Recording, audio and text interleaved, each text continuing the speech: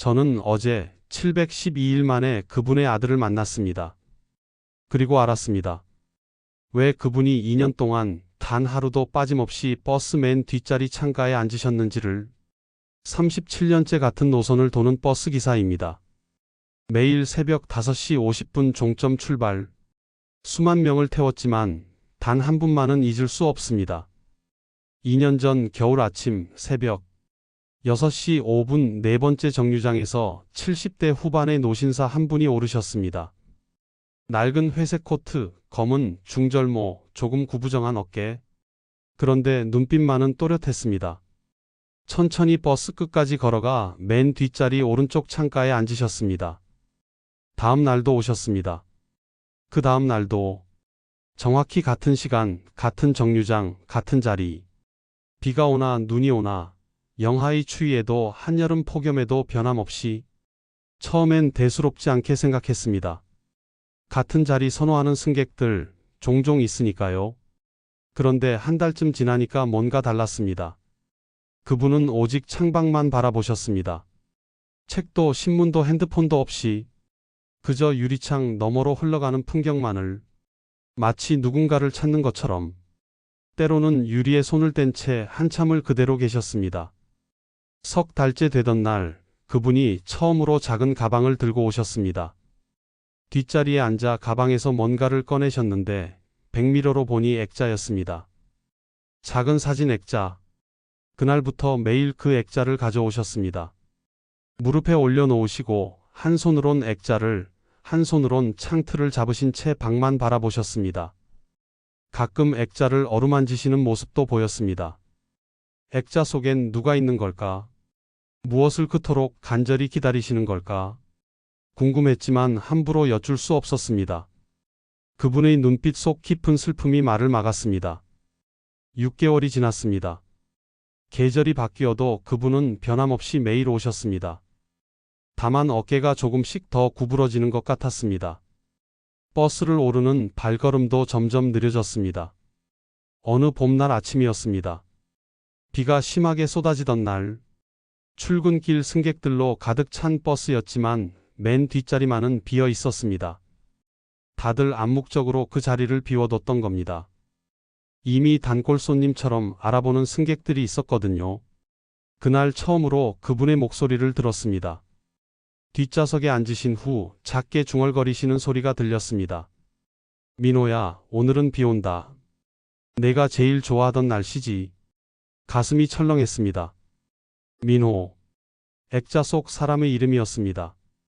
그날 이후 그분의 중얼거림이 자주 들렸습니다. 민호야, 오늘 날씨 좋다. 은행나무 잎이 다 떨어졌네. 내가 좋아하던 빵집 아직도 있구나. 그럴 때마다 가슴 한편이 무너지는 것 같았습니다. 1년이 지났습니다. 그분은 여전히 매일 오셨습니다. 하지만 조금씩 달라지셨습니다. 코트가 헐렁해졌습니다. 많이 마르셨습니다. 중절모를 쓰시는 손이 가늘게 떨릴 때도 있었습니다. 어느 여름날 신호 대기 중이었습니다. 승객이 적은 날이었습니다. 백미러로 그분을 봤습니다. 액자를 꼭 안으신 채 눈물을 흘리고 계셨습니다. 소리 없이 그저 창밖을 보며. 가슴이 미어졌습니다. 도대체 무슨 사연일까? 왜 이렇게까지 매일 같은 자리에서 같은 길을 바라보시는 걸까? 여러분이라면 어떻게 하시겠습니까? 다가가 여쭤볼까요? 아니면 그저 조용히 지켜볼까요?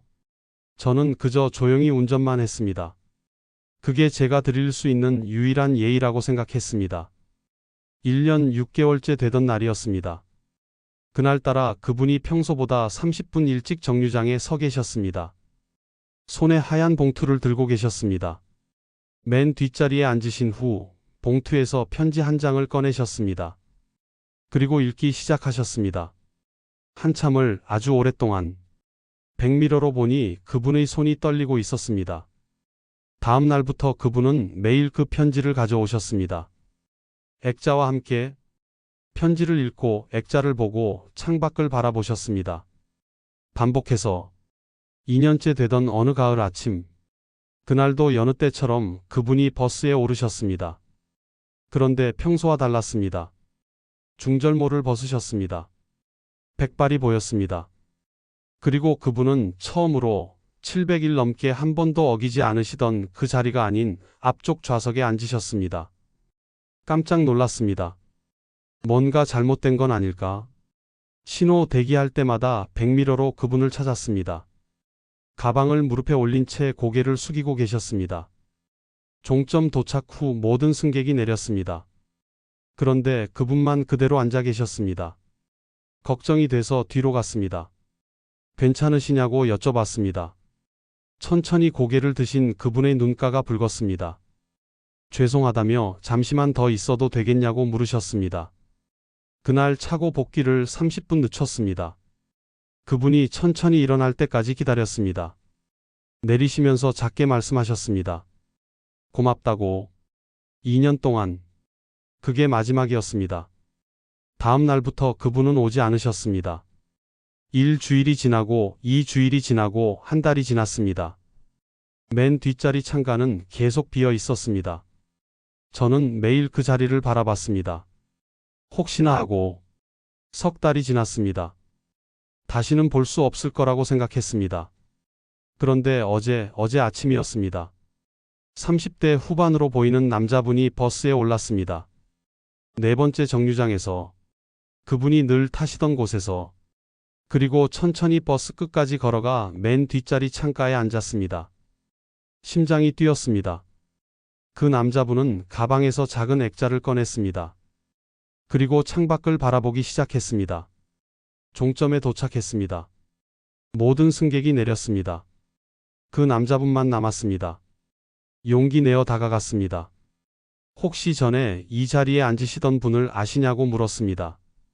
남자분이 천천히 고개를 돌렸습니다. 눈가가 축축했습니다. 그리고 대답하셨습니다. 자기 아버지라고. 순간 모든 게 멈췄습니다. 한 달 전에 돌아가셨다고 했습니다. 그 말에 숨이 멎는 것 같았습니다. 남자분은 액자를 보여줬습니다. 사진 속엔 젊은 군인이 환하게 웃고 있었습니다. 이게 자신이라고 20년 전 모습이라고 했습니다. 20년 전 군 복무 중 실종됐다고 했습니다. 해외 파병 중 사고가 있었다고. 그리고 2년 전 기적적으로 발견됐다고. 살아서. 눈물이 났습니다. 참을 수가 없었습니다. 하지만 기억은 돌아오지 못했다고 했습니다. 아무것도 기억나지 않았다고. 부모님도, 집도, 자기 이름조차. 그래서 아버지가 2년 동안 매일 이 버스를 타셨다고 했습니다. 아들이 군에 입대하던 날 이 버스를 타고 훈련소에 갔다고. 맨 뒷자리 창가에 앉아서 아버지께 손을 흔들었다고. 그게 마지막이었다고. 아버지는 믿으셨다고 했습니다. 언젠가 아들이 이 길로 돌아올 거라고. 이 버스를 타고 그 자리에서 손을 흔들며 돌아올 거라고. 그래서 매일매일 이 자리에 앉아 기다리셨다고. 저는 아무 말도 할 수 없었습니다. 그리고 석 달 전 아들의 기억이 돌아왔다고 했습니다. 천천히 조금씩 아버지의 얼굴이, 어머니의 목소리가, 집 앞 은행나무가 모두 돌아왔다고. 집에 갔다고 했습니다. 부모님을 만났다고. 아버지는 그날 이 버스를 타지 않으셨다고. 아들이 돌아왔으니까. 하지만 아버지의 몸은 이미 많이 아프셨다고 했습니다. 2년 동안 매일 새벽 버스를 타시며 병원도 가지 않으시고 치료도 미루시고 그저 기다리기만 하셨다고. 한 달을 함께 했다고 했습니다. 20년 만에 되찾은 한 달. 아버지는 매일 아들의 손을 잡고 웃으셨다고. 이제 됐다고, 이제 눈을 감아도 된다고. 그리고 지난주 아버지는 편안히 가셨다고 했습니다. 아들의 손을 잡고. 남자분은 액자를 쓰다듬으며 말했습니다. 아버지 유품 중에 편지가 있었다고. 저한테 드리라고. 떨리는 손으로 봉투를 받았습니다. 펼쳤습니다. 기사님, 2년 동안 고마웠습니다. 기사님 덕분에 매일 희망을 가질 수 있었습니다. 이 자리에서, 이 길에서 아들을 기다릴 수 있었습니다. 그리고 기다림은 끝났습니다. 이제 저는 편히 쉴 수 있습니다. 더 이상 글자가 보이지 않았습니다. 남자분은 말했습니다. 이제 아버지 대신 자기가 가끔 이 자리에 앉으려 한다고. 아버지가 보셨던 풍경을, 아버지가 느끼셨던 마음을 이해하고 싶다고, 그리고 아버지께 말씀드리고 싶다고 했습니다. 아들이 무사히 돌아왔다고, 이제 걱정하지 않으셔도 된다고. 저는 운전석으로 돌아왔습니다. 시동을 걸었습니다. 천천히 출발했습니다. 백미러로 뒷자리가 보였습니다. 남자분은 여전히 창가에 앉아 액자를 안고 밖을 바라보고 있었습니다. 마치 아버지처럼 오늘도 저는 이 길을 달립니다. 맨 뒷자리를 바라보며 그곳엔 이제 아들이 앉습니다. 가끔씩. 그리고 그 자리는 여전히 따뜻합니다. 2년 동안 한 아버지가 남긴 사랑으로. 혹시 여러분 곁에도 누군가를 기다리는 사람이 있지 않나요? 아니면 여러분이 누군가를 기다리고 있지 않나요? 기다림은 때로 가장 깊은 사랑의 표현입니다. 그리고 그 기다림이 끝나는 순간 비로소 시작되는 것들이 있습니다. 오늘 저는 또 버스를 몰 겁니다. 새벽 5시 50분 종점에서 출발해서 그리고 네 번째 정류장을 지날 때마다 생각할 겁니다. 그분을, 그 자리를, 그 기다림을. 이 이야기가 여러분 마음에 닿았다면 좋아요를 눌러주세요. 그리고 구독 버튼을 눌러주신다면 우리가 놓치고 사는 소중한 이야기들을 계속 전해드리겠습니다. 오늘도 누군가는 기다리고 있습니다. 여러분 곁에서.